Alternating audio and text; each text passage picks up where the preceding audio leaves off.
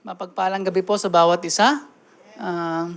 Second day of ating very short time magtrabaho at long time to go mini-mini. Okay? More time to rest. Amen? Hallelujah. Kumusta po mga kapatid? Isang linggo ang nakalipas. Tama po? At another week na naman po, no? Sino mga lobat? Okay? Recharge tayo sa Panginoon. Amen? Mahalaga po. Di ba yung cellphone na nga natin, kailangan mag-recharge eh. Tayo, gusto natin lobat. Pagka lobat ka, hindi ka pwedeng magamit. Amen? Pero pagka full charge ka, ay talaga naman, let's go. Di ba? Yung sabing, sige, kahit saan. Full tank ka eh. Pwede kang pumunta sa Alcor, sa Lasapan, or somewhere. Amen? Pero bago po magsimula tayo, inaanyahan ko po ang bawat isang tayo po tumayo. Tayo manalangin. Dakilang Diyos na mapangyarihan sa lahat, maraming salamat po, Panginoon. Lord, dinadakila ka namin at pinapasalamatan, Panginoon. Lord, alam mo po, Panginoon, ang laman ng aming puso.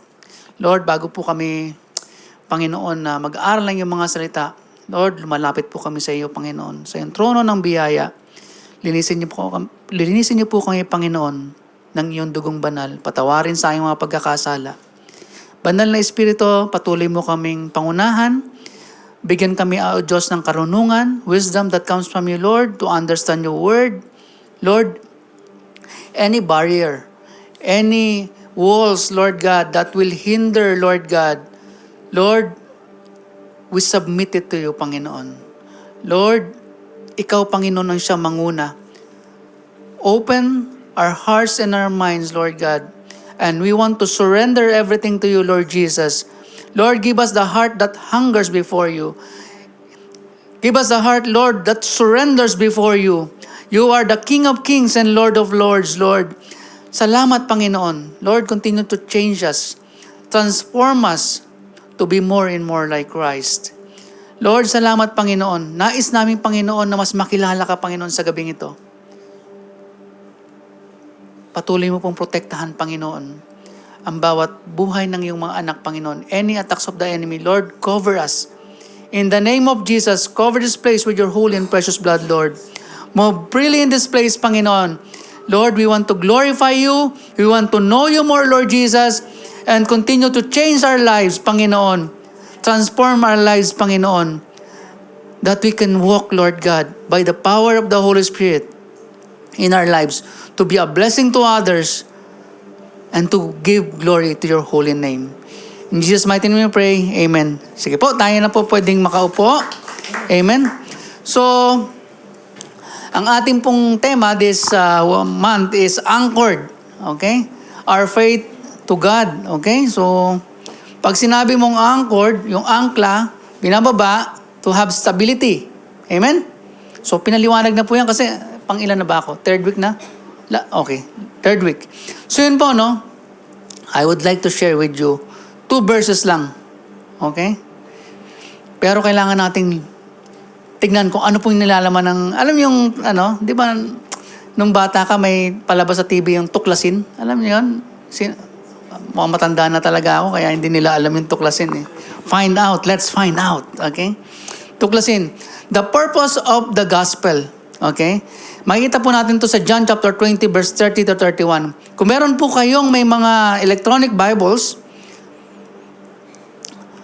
buksan po ninyo ang inyong mga Biblia. Okay? Ano po yung gusto nyo? Tagalog or English? Sige po. Inyanyahan ko po bawat sa tayo tumayo uli. Para relax tayo ng relax. Medyo ma-relax tayo. Relax tayo ng salita ng Panginoon. Amen? Sige po. Basahin ko po. Basahin naman natin sabay-sabay. John chapter 20 verse 30 to 31. It says, that you may believe. And truly Jesus did many other signs in the presence of his disciples, which are not written in this book. But these are written that you may believe that Jesus is the Christ, the Son of God, and that believing you may have life in His name. Okay, sa Tagalog, ang layunin ng aklat na ito Marami pang ibang himala na ginawa si Jesus sa harap ng kanyang mga alagad na hindi naisulat sa aklat na ito. Subalit, ang mga ito ay isinulat upang kayo ay sumampalataya na si Jesus ang Kristo, ang anak ng Diyos, at sa inyong pagsampalataya, kayo ay magkaroon ng buhay sa pamamagitan ng kanyang pangalan. Pwede na po tayong umupo. Hallelujah. Ang Gospel of John po ay meron siyang 7 miracles. Okay? The other 3 Gospel, the Synoptic Gospel o halos magkakapareha sila ng yung Matthew, Mark, Luke. Halos magkakaparehas yun eh.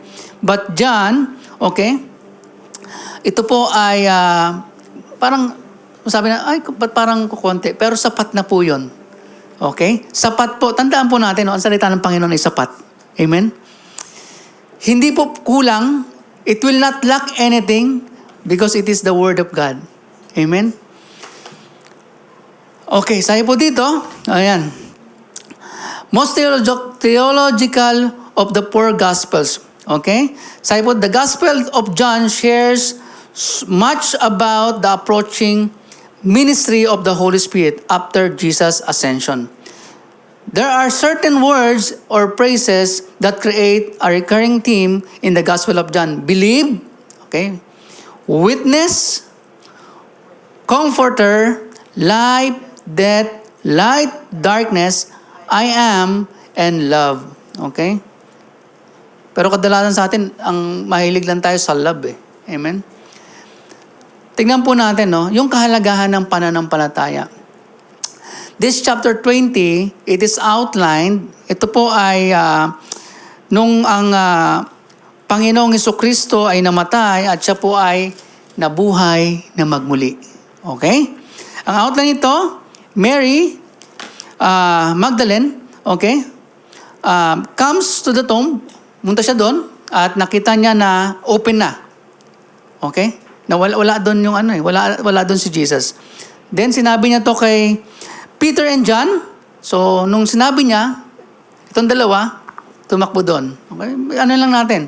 Tumakbo doon, nauna si John, okay? Sumunod si Peter, at nakita nga nila wala doon. And Jesus appears to Mary Magdalene, okay? And to his disciples, okay? And the unbelief of confession of Thomas. Kilala niyo si Thomas? Okay, hindi yung anak ni Sister Alpa. Thomas, okay? Meron siyang the doubting Thomas. Pero may something kay Thomas na nais natin na mas makilala natin sa salita ng Panginoon. Amen? Okay? Hindi yung si Thomas, yung doubter, yung anong tawag sa Tagalog ng doubter? Hindi naniniwala. Mapagduda. Okay? Mapagduda. And verse 30, ito po yung atin, the scripture is sufficient to salvation. Amen? Okay, kilala niyo si Didymus? Okay, Didymus, also known as Thomas, is one of the 12 apostles of Jesus Christ. He is prominently mentioned in the New Testament, particularly in the Gospel of John, where, sabi dito, where his character and actions provide significant insight into his role among the disciples in his relationship with Jesus. Thomas or Didymus is often remembered for his doubt. Okay? Naranasan niyo ba yung mahilig kayo magduda? Di ba pag nagdududa kayo, anong ginagawa niyo? Nagkasaliksik kayo, di ba? Okay? Hindi ka lang tamang hinala. You look for yung truth and proof. Di ba? So yun. So sabi dito, doubting Thomas, however, his account is one of transformation and deep faith. His initial skepticism is met with personal encounter with the risen Christ.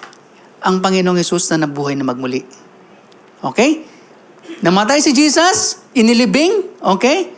The empty tomb, wala doon si Jesus, siya ay nabuhay na magmuli pagkatapos ng 3 araw. At nagkaroon sila ng encounter ni Jesus. Okay, sabi dito, This transformation underscored the theme of faith overcoming doubt, a central message in the Christian narrative. Okay? So, tingnan natin. We need to know about Thomas. Thomas. Okay? Number 1, sabi dito, displays a moment of courage and loyalty. In John chapter 11 verse 16, so Thomas called the twin, kambal, okay, sa Tagalog, pero hindi sila kambal, ano lang yun, palayaw lang. Said to his fellow disciples, let us go that we may die with him. It displays a moment of courage and loyalty. Napakahalaga po, no? Kapag may kasama ka, naalala ko tuloy, ito may naalala na naman ako. Naalala ko nung ako'y high school. Dahil high school, uso pa yung ligaw-ligaw, di ba? Dahil naliligaw ka, tapos masayang-masaya ka, may kasama ako nun eh. Tapos sinagot ka ng nililigawan mo, tapos malapit lang yun sa bahay nyo, pag uwi mo, natutukan ka ng barel. At lasing pa, hindi, alam mo yun? So yun. Sino kaya yun? So ngayon, alam mo yun, nakita ko yung kasama ko. Alam mo ginawa? Iniwan ako. Parehas kami lalaki, iniwan ako. At siya, nagpakalayo-layo na. Dahil taga doon ako, pero in end of the day, I pray sa Panginoon. Hindi na sana tayo magkakakilala ngayon. Amen? But the Lord is good. Amen? The Lord is faithful and He has a purpose. Displays a moment of courage and loyalty. Mahalaga po yun. Mahalaga yung mga kasama natin sa Panginoon. Yung mga kaibigan natin, samahan natin sila na mas makilala ang Panginoong Yesus. Huwag tayong lumayo, bagkus dalhin natin sila sa Panginoon. Amen? And it's not easy to say, let us go that we may die with Him. Amen? Yung kasama ko nga tumakbo iniwan ako Yun lang. Pero salamat sa Panginoon, no? Ang Panginoong Yesus kailanman hindi tayo iniwan. That is His promise. I will never leave you nor forsake you. Amen? Pangalawa, during the Last Supper, Thomas questioned Jesus, okay, about the way where He is going. John 14 verse 5 to 6. Thomas said to Him, Lord, we do not know, sabi dito, we do not know where you're going. How can we know the way? Ito yung sa mga paborito kong verse Verse 6. Jesus said to him, I am the way and the truth and the life. No one comes to the Father except through me. Ang Panginoong Yesus ang daan, katotohanan at ang buhay.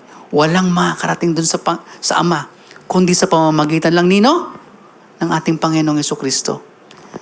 That question, okay?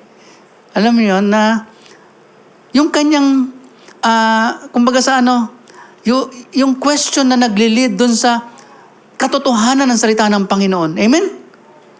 So napakahalaga po, no, na itong mga bagay na ito maintindihan natin at maunawaan natin na that one question, it gives us, alam mo yun, ang salita ng Panginoon ay sapat. Ang katotohanan ng Panginoon ay sapat. Saan nga pupunta ang Panginoon? Amen? Parang nga sabi ni sabi nga dito, Thomas said to Him, Lord, we do not know where you're going. Totoo nga naman. How can we know the way? Pero ano sabi ng Panginoong Yesus? He is the way, the truth, and the life. Sapat ang Panginoon. Amen? Hallelujah. And ito na yung pangatlo. So yung kanyang pagdadoubt, okay? The risen Christ, okay? Thomas is perhaps best known for his initial doubt regarding Jesus' resurrection. Sabi dito, okay? Sandali. Sabi dito, so other disciples told him, we have seen the Lord. But he said to them, unless I see His hands, the mark of the nails, and place my finger into the mark of the nails, and I place my hand into His side, I will never believe. Kadalasan ganun ang Kristiyano Alam mo yun, to see is to believe. Pero anong nais ng Panginoon? Manampalataya tayo. Dahil yung mga hindi nakikita, sa Hebrews, di ba? Faith is believing on something that you didn't see. Ang heaven, nakita na ba natin? No. But we believe that that's the promise of the Lord Jesus Christ. One day, kukunin niya tayo at makakasama natin ang Panginoong Yesus. Amen? 8 days later, okay, pagkatapos ng 8 araw, okay, so matagal-tagal din, no? Pagkatapos ng 8 araw, Jesus appears again and invites Thomas to touch his wounds. And Thomas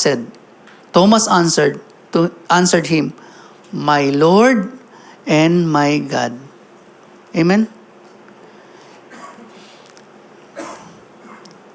Thomas' journey from doubt to faith, okay? Thomas' journey from doubt to faith can lead a deeper understanding and relationship with Christ. His life and witness continue to inspire Christians to seek the truth and remain steadfast in their faith. When we seek the truth, kapag natuklasan natin ang katotohanan, dapat hindi tayo lalayo. We remain in the truth. Amen? Kung anong pananampalataya na meron tayo ngayon,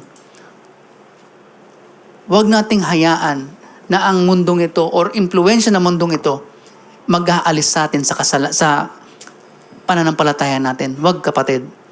Huwag. Huwag mong hayaan. Kaya napakahalaga nung pag-aaral ng salita ng Panginoon. Kaya napakahalaga ng pag-attend ng service. Yung mga gantong gawain. Kaya mas masarap yung kasama mo, yung kapwa mo Kristiyano. Totoo yun. Okay? So mga kapatid, no? That questions, that doubt, kung meron man tayo ngayon, ang tawag sa Tagalog, pagdududa o agam-agam, alilangan, mga kapatid, ang salita ng Panginoon, ang katotohanan. When we want truth, the Word of God is truth. Hindi tayo maliligaw sa mundong ito. Amen? Introduction pa lang yon. Okay, ang haba naman. Huwag kayong mag-alala. Malapit lang to, mabilis lang. Amen, hallelujah. The purpose of the gospel. Okay, sabi po dito, Evangelion, good announcement.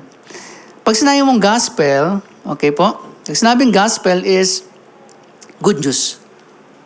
Okay? Simplihan natin. Good news. Bakit may kailangan ng good news? Kasi may bad news. Kailangan po natin maintindihan, mga kapatid, lahat tayo makasalanan. Walang exempted. Lahat tayo, ano sabi sa Romans 3:23? Lahat ay nagkasala, walang nakaabot sa pamantayan ng Panginoon. Kung mayroong pamantayan, okay, kailangan sakto, di ba? Masapat mo. Naranasan nyo ba yung pagka nag-withdraw kayo o nagbabayad kayo, nagpapapap, insufficient fund.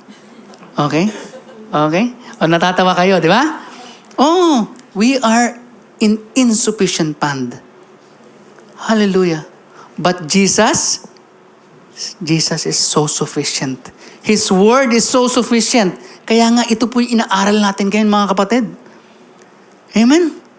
Parang hindi tayo insufficient fund na. Amen?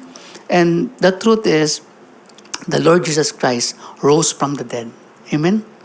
And alam niyo yun, habang pinag-aaralan ko to, no, si Jesus, nakalock yung door pag nagmi-meeting sila kasi nga, yung mga disciples, takot sila na may, pumasok na mga, tawag doon, mga religious leaders. Okay? Siyempre, takot ka dahil kumbaga parang ganun yun eh. But they locked the door, but the Lord Jesus Christ appeared to them. Never knock. That's the glorified body. Amen? Tumatagos. Nag-a-appear. Kasi kung tatanungin mo, no? Paano kung makakapasok kung nakasarado yan? Kahit anong, di ba? But the Lord Jesus Christ appeared to them and sabi niya, Tomas, lika. Hawakan mo. Hallelujah. Mga kapatid, sabi dito, Evangelion means good announcement. Sabi dito, It is the proclamation of the life, death, and resurrection of Jesus Christ. And it serves as a foundation for salvation and the hope of eternal life. Mga kapatid, napakahalaga po na maintindihan natin to.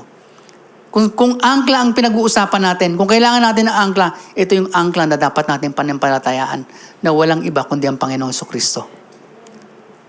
Ang Panginoong Jesucristo. Siya ang good news. Paano siya namuhay? Kayo natin makikita yon sa salita niya. Amen? Hindi dahil kinuwento lang. Kasi ang tao, pag nagkwento, may ano yan. May plus and minus yan. Okay? Lalo na pag kwento niya yung buhay mo. Okay? Di ba? Pero pag ang kinuwento, ang salita ng Panginoon nagkwento, sufficient. Sakto. Amen? Kaya mahalaga, no? Yung mga Berean, talagang kung ano sinasabi, sinecheck nila. Ganun ba tayo? Dahil ang mga nag-share ng salita ng Panginoon, lahat po tayo, pwede tayong magkamali, mga kapatid. Amen? But end of the day, it's all by His grace, sa biyaya lang ng Panginoon. Kaya po kami nakakatayo dito at nakapagbahagi ng salita ng Panginoon. Gayon din sa buhay niyo, mga kapatid. Kaya kayo nakakapag-share dahil sa biyaya din ng Panginoon. Wala tayong pwedeng asahan kundi ang kanyang mga salita. Huwag nating hintayin yung sasabihin ng pastor natin o elder natin or leaders natin. No. Let's seek the word of the Lord. It is alive. Amen? So yun po, mga kapatid. The good news is, sa Panginoong Yesus may langit. Sa Panginoong Yesus may kapatawaran ng ating mga kasalanan. Amen? Sa Panginoong Yesus may pangako na buhay na walang hanggan. Amen? So yun po, point number 1. Huwag kayong magala. 2 points lang to. Okay? Number 1, the scripture is sufficient. Sabi sa John chapter 20 verse 30, and truly Jesus said, many other signs in the presence of sabi dito sa Tagalog na lang, marami pang ibang himala na ginawa si Jesus sa harap ng kanyang mga alagad na hindi naisulat sa aklat na ito. Mga kapatid, kung hindi naisulat, sapat yun. Hindi ibig sabihin kulang. Amen? Sapat po ang salita ng Panginoong Hesus. Sapat po ang Biblia na pinag-aaralan natin. Sapat po ito. Para tayo makakilala sa Panginoon. Para mas makilala natin ang Panginoong Hesus. Para maliwanagan tayo sa madilim na ating kaisipan. Amen?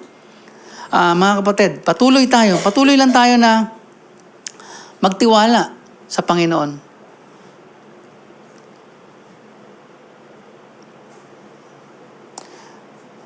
Ano bang layunin ng Scripture?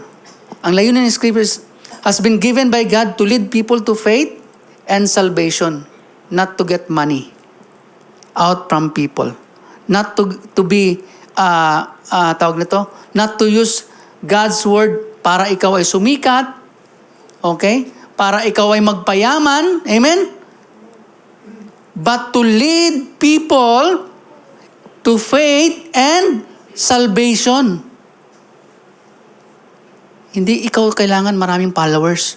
Kailangan lead them to Jesus that they will follow Jesus as you follow the Lord Jesus Christ. Amen? Ganun dapat.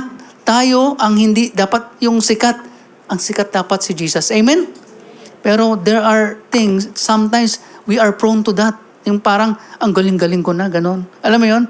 Ang dami ko nang na-invite sa church. Ang dami ko nang No, it's not you. It is the work of the Holy Spirit which is in you. Amen? Tayo ay ginagamit lang po ng Panginoon for His glory and the pardons of His kingdom. Amen? Through Scripture, believers are nurtured in faith and led to spiritual maturity.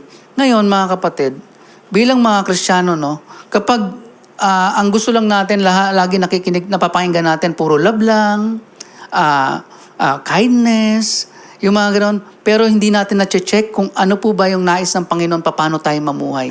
Dapat ba tayong maging agresibo, lalong-lalo na sa mga katrabaho natin?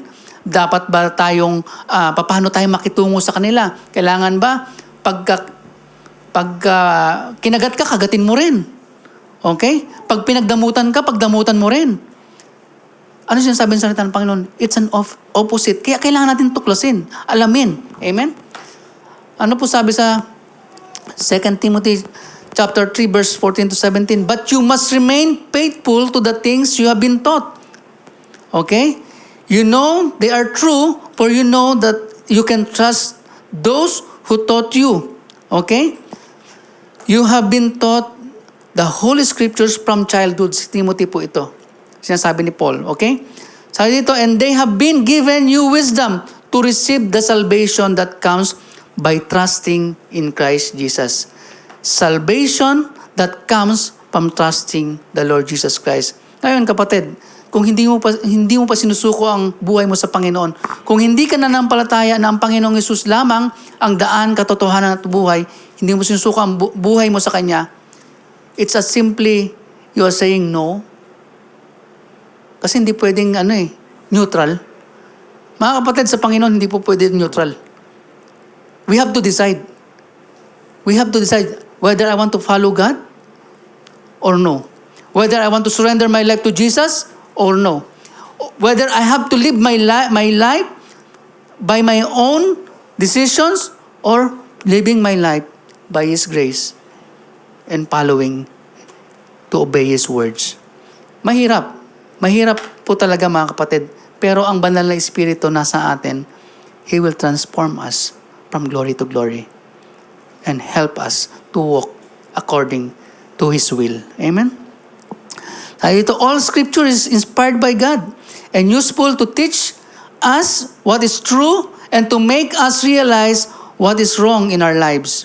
Di ba? Kasi kadalasan, pakiramdam natin, good na tayo eh. Alam mo yun? Pero tandaan po natin, limited tayo mga kapatid ha. What we think sometimes good is not His will. That's the reason why we pray. Why we ask the Lord, Lord, give me wisdom. Help me, Lord, to discern. Kasi hindi lahat ng pinapakinggan po natin tama. Lalo na sa, ngayon generation.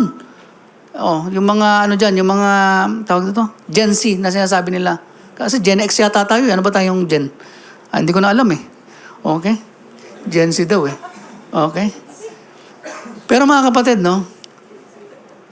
maging maingat po tayo sa lahat ng pinapakinggan natin. Kasi clip lang yun eh. Okay?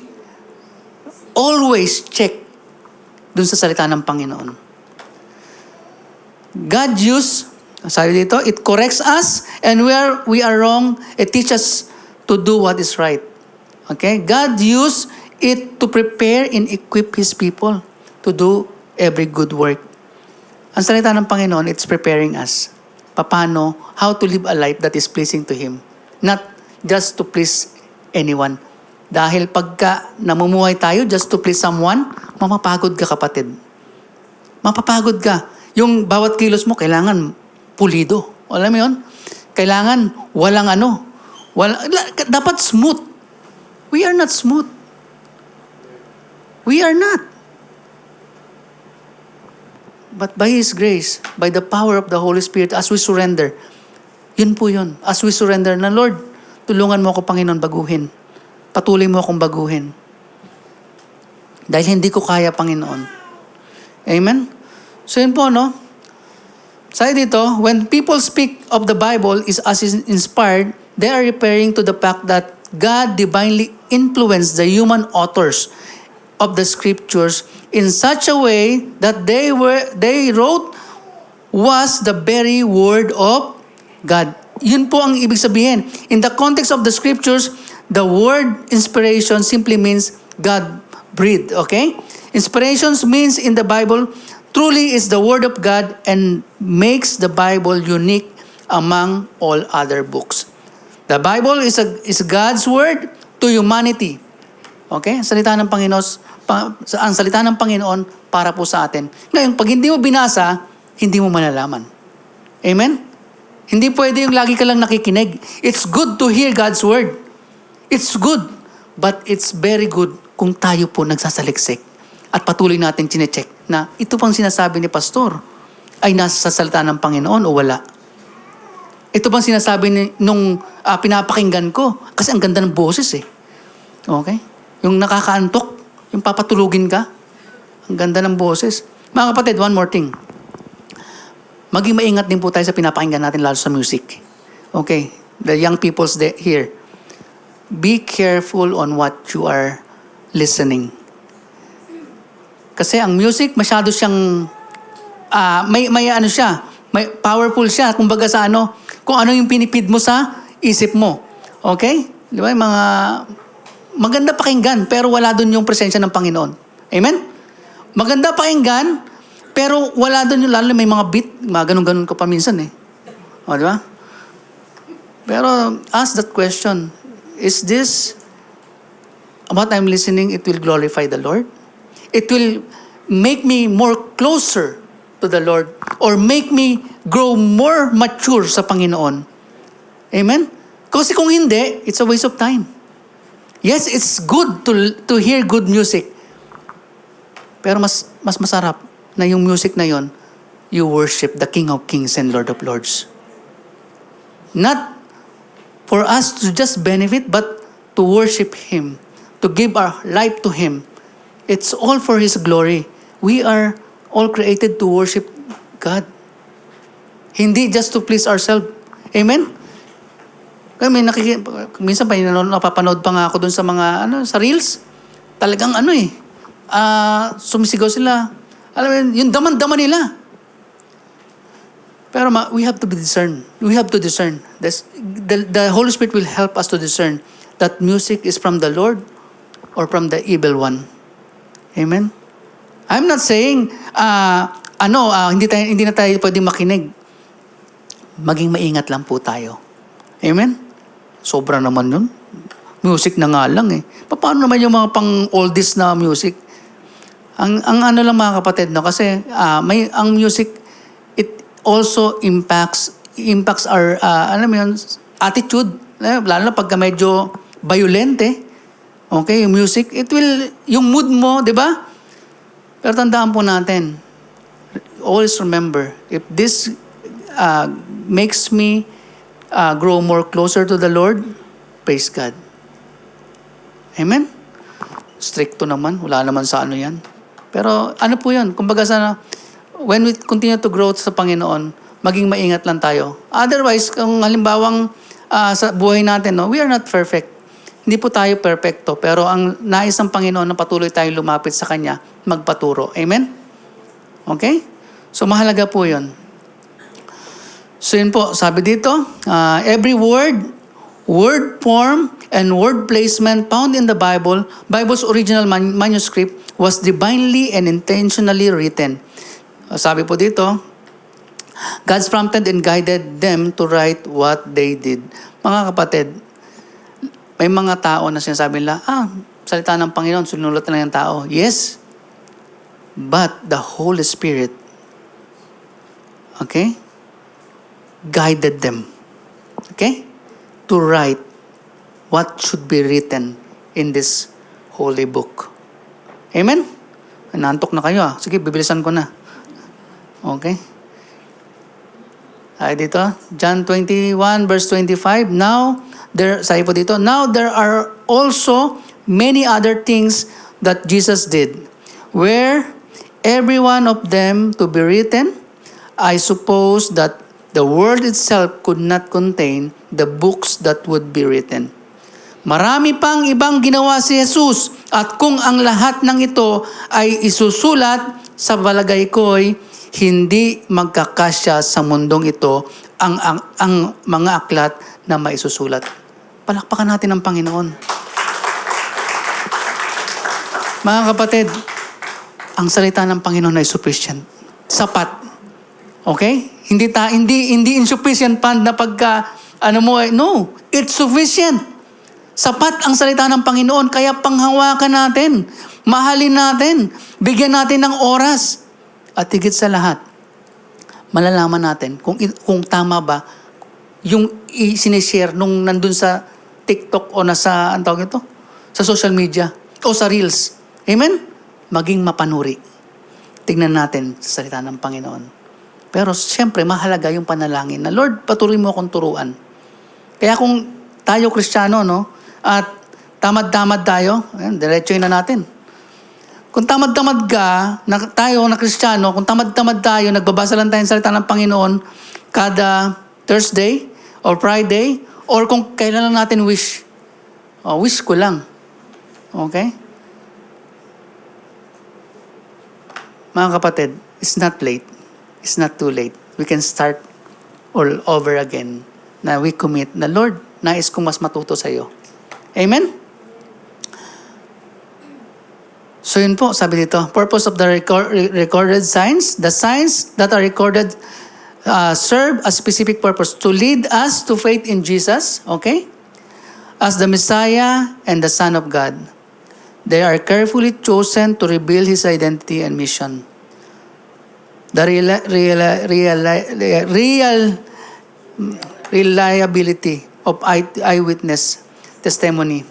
Mahalaga yung mga eyewitness, tama? Nung mga panahon na yun, ang mga disipulo. Okay? The presence of the disciples as witness to Jesus' signs underscores the credibility of the gospel accounts. We can trust the scriptures as a faithful record of Jesus' life and works. Amen? Amen. So, ito napasadahan na ito. Psalms chapter 19 verse 7, the law of the Lord is perfect, reviving the soul. The testimony of the Lord is sure, making wise the simple. If you want to be wise, hindi yung yabang wise yung wise, paano mamuhay sa mundong ito mga kapatid. Ang salita ng Panginoon is perfect for that. Amen? Wala nang iba, ang salita ng Panginoon. And how to live a life that is pleasing to Him, for sure. Ang salita ng Panginoon, hindi tayo iiwan. At hindi tayo bibigyan ng, alam mo yun, o dito ka. No, 100%. Hallelujah. Number 2 na po tayo. I have 13 minutes. Very mabilis na lang po. The purpose of the gospel. Ano ba talaga ang purpose ng gospel? Subalit ang mga ito ay sinulat upang kayo ay sumampalataya na si Jesus ang Kristo, ang anak ng Diyos, at sa iyong pananampalataya, kayo ay magkaroon ng buhay sa pamamagitan ng kanyang pangalan. Maraming hindi naniniwala na ang Panginoong Jesucristo ay Diyos, anak siya ng Diyos. Okay? Pero ano sinasabi ng salita ng Panginoon? Siya ang Kristo, siya ang anak ng Diyos, at kailangan nating manampalataya sa Kanya at tayo magkakaroon ng buhay na walang hanggan. Cross-reference, sabi sa John 3:16, alam na po natin yan. John chapter 1 verse 12, but to all who did receive Him, to those who believe in His name, He gave the right to become children of God. Amen? Kapag tinanggap na natin ang Panginoong Jesucristo sa buhay natin, and we have that faith, meron tayong right to become children of God. Amen? Sabi sa salita ng Panginoon, John 5:24, truly, truly, I tell you, whoever hears my word and believes Him who sent me has eternal life and will not under judgment. Indeed, he has crossed over from death to life. Amen? So, hindi tayo mapapahamak kapag nasa Panginoong Jesucristo na tayo. Number 1, the purpose of the gospel is the revelation of God's love. John 3:16, di ba? For God so loved the world. Mahal tayo ng Panginoon, mga kapatid. Pangalawa, the redemption of humanity. Romans 3:23-24, for all have sinned and fall short of the glory of God and are justified by His grace as a gift through the redemption that is in Jesus Christ. Tayo po ay tinubos ng Panginoong Jesucristo. Amen? Pangatlo, the establishment of God's kingdom. Mark chapter 1, verse 15, and saying that time is fulfilled and the kingdom of God is at hand, repent and believe in the gospel. Repent and believe in the gospel. Ano po yung repent? Lumapit tayo sa Panginoon, aminin natin na tayo makasalanan at isuko natin sa Panginoon ang lahat ng kasalanan na ating nagawa. At panampalatayaan natin na ang Panginoong Jesus ay siya'y namatay doon sa krus ng Kalbaryo, inilibing, at siya'y nabuhay na magmuli. At one day, amen, siya'y babalik. At anong pangako ng Panginoong Jesus? Kapag nasa Panginoong Jesus tayo, tinanggap natin ang Panginoong Jesus, buhay na walang hanggan.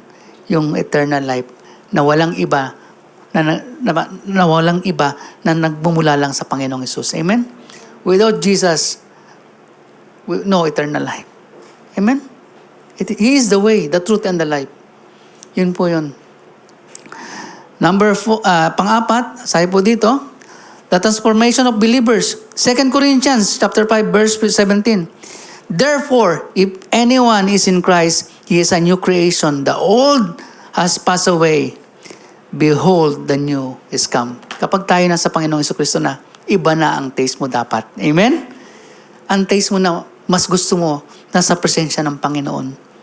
Kaya nga nandito po tayo ngayon. Amen, mga kapatid? Palakpakan natin ang Lord. At salamat sa Panginoon, no, na patuloy tayong binabago ng Panginoon because we are created. Okay? Sabi nga, born again. We are born from above. Ibig sabihin, nandun na tayo sa pamilya ng Diyos. Kasama na tayo o kabiling tayo sa pamilya ng Diyos. Amen? Panglima, 1, 2, 3, 4, 5. Panglima, the proclamation and mission. Ito na po yung tayo bilang mga anak ng Panginoon. No? Ang sabi ng salita ng Panginoon, He said to them, go in all the world and proclaim the gospel, the good news to the whole creation. May part tayo? Amen? May part po tayo. Dahil anak na tayo ng Panginoon, we need to share His word. The gospel. The good news na walang ibang daan kundi ang Panginoong Jesucristo lang. Siya yung namatay doon sa krus ng Kalbaryo at nagbayad ng mga kasalanan na hindi natin kayang bayaran. Amen? Yung kanyang dugong banal. Amen? Hallelujah. Sabi dito, go therefore. Matthew chapter 28, verse 19 to 20. Go therefore and make disciples of all nations, baptizing them in the name of the Father and of the Son and of the Holy Spirit, teaching them to observe all that I have commanded you. And behold, I am with you always to the end of the age. Sino ang kasama natin? Si Jesus. And the Holy Spirit which is in us. Amen? So kung kasama natin ang presensya ng Panginoon, ang banal na Espiritu, anong pang dapat nating ipag-alala? Meron pa po ba? Wala na. Ang dapat lang natin gawin is patuloy na sumuko sa Panginoon. Magpasakop. Amen? His will be done, not our will. Amen? At maging tayo, kung nagugutom tayo, mahilig tayong magutom, mahilig tayong kumain, patuloy nating namnamin yung kanyang mga salita. Patuloy nating isik yung presensya ng Panginoon. Continue to pray sa Panginoon, mga kapatid. And bago tayo mag-conclusion, dalawang bagay na nais kong i-share sa inyo. Walang ibang daan, kundi ang Panginoong Jesucristo lang. Yun po yun. At ang kanyang mga salita, dapat nating aralin. Hindi lang aralin, dapat nating pagbulay-bulayan. Mahalin natin ang salita ng Panginoon, mga kapatid. Ito, hindi tayo ililigaw. Tandaan po natin, yung mga bagay sa mundo, pwede tayong iligaw. Ngayon, kapag halimbawa, wala naman siguro tumatay ng loto dito, no? Okay? O natatawa sila, oh. Okay. Gambling po yan, ha? Okay? Mga kapatid, kapag hindi ka pa ready dun sa resources na meron ka, tandaan natin, kapag hindi ka pa ready, mami-misuse mo yon. Okay? Kaya huwag natin hangarin yan. Naalala ko nga, may 7 minutes pa po tayo. Naalala ko nga, pinag-aralan namin kagahapon dun sa, shinare ko sa mga kapatiran, yung may isang mayaman sa Lucas, saglit lang po, share natin sa Lucas chapter 12 yata yun, saglit. Yung isang mayaman, may isang mayaman, ang kagandahan nun, itong mayaman na to, dahil sagana na siya sa kanyang bukirin, okay, ay, siya po ay, kumbaga sa saan natin, naghang patuloy, oh. Relax lang muna tayo. Okay. Lucas 12, 16 hanggang, hindi ko na pababasahin sa inyo, pero yun po. Ang sinasabi dito ay, wag tayong maging focus sa bagay sa mundong ito. Mga kapatid, ito po yung katotohanan na. Kapag focus ka sa bagay sa mundong ito, hindi ka magiging focus sa Panginoon. Amen? Tandaan po natin yan. Jesus first, His word first. Let His will be done sa buhay natin. He will provide. Yes, it's good to have a good education. It's good to have a good career. But what about your spiritual status sa buhay mo? Amen? Huwag tayo dun maghangad dun sa, yes, it's good po yun. Now we work hard. Yes, it's good. Isipin po natin, yung relasyon natin sa Panginoon ang pinakamahalaga sa lahat. Dahil yun ay forever. Here is temporary. Amen? Sabi ng Panginoon sa mayaman, okay? Kasi nga, gusto niya lang mag-relax eh. Marami siyang pera eh. Kumbaga sa papabuhog niya daw yung kanyang existing at magpapagawa siya ng mas malaki para mas maraming, pag-impok. Sabi ng Panginoon, ngayong gabi, kukunin kita. Ngayon ang question, sino ang mag-benefit ng kayamanan na yon? Tandaan po natin, we have one life. Let's give it to the Lord. Huwag nating hayaan na yung buhay na to, yung lakas na meron tayo, habang bata ka pa, lalo na yung mga kabataan, God has a purpose, God has a plan. Kapag nandun tayo sa presensya ng Panginoon, ang Lord ang bahala. Amen? Mahalin natin ang kanyang mga salita at ibahagi natin si Kristo. Yung katotohanan na meron tayo o yung nasumpungan natin na katotohanan, that the good news that we receive, the Lord Jesus Christ, i-share natin sa pamilya natin, sa mga kaibigan natin na hindi pa nakakilala sa Panginoon. And let's continue to have a heart for the lost. Amen? Let's proclaim, God is good. Namatay ang Panginoong Jesus para sa atin po. Lahat. Not only for us, for them as well. Na nais natin i-share yung good news na merong pag-asa. Merong pag-asa. May buhay na walang hanggan. Walang iba kundi ang Panginoong Jesucristo. Amen? Yun yung po yung panghahawakan natin sa gabing ito. At sa buhay na meron tayo. We continue to acknowledge the authority of the Scripture. Na patuloy tayong turuan na mas makilala natin si Jesus. And to share Jesus to others. Amen? Sige po, tayo pong lahat ay manalangin. Meron pa pala. Sige, tapusin na po natin.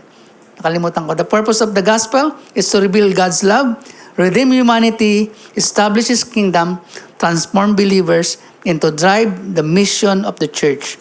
It is the good news that offers hope, peace, and eternal life to all who receive it in faith.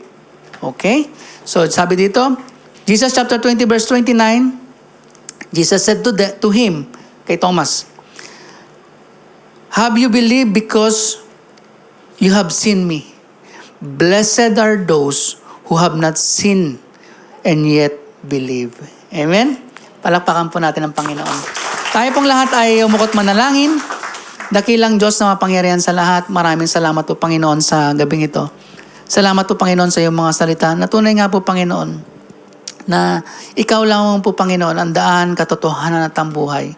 Salamat Panginoong Jesus dahil tunay nga po Panginoon ang iyong mga salita ay sapat Panginoon. Sapat Panginoon sa aming buhay, paano kami mamuhay bilang mga anak mo. Paano kami Panginoon magdesisyon bilang mga anak mo. Lord, sa mga bagay Panginoon na kami nagkakamali, you correct us Lord God with your word. Lord, maraming salamat Panginoon.